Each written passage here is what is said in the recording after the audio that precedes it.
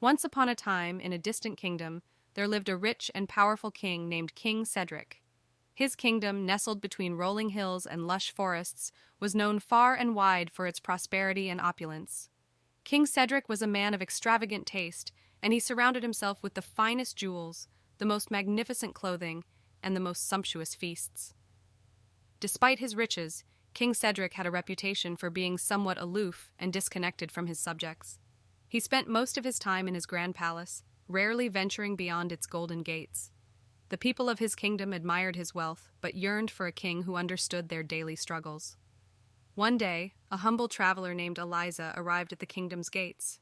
She was a woman of simple means, but possessed a heart full of wisdom and kindness. She had heard tales of King Cedric's wealth and decided to seek an audience with him, not to request riches, but to offer something far more valuable.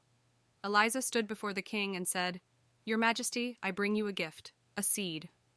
She held up a tiny seed in her palm. "This seed has the power to grow into the most magnificent tree, one that can provide shade, shelter, and sustenance to your people. It is a gift of life." King Cedric, intrigued by this unusual gift, accepted it. He ordered that the seed be planted in the grand courtyard of the palace. The courtiers scoffed, thinking it was a jest, but Eliza assured them it was genuine.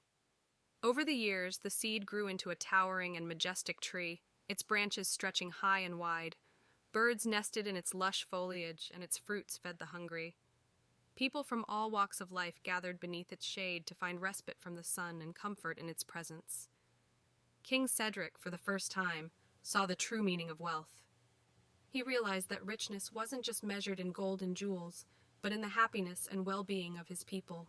He began to spend more time among them, listening to their stories and addressing their needs. Under the shade of the magnificent tree, King Cedric transformed into a wise and benevolent ruler, beloved by his subjects.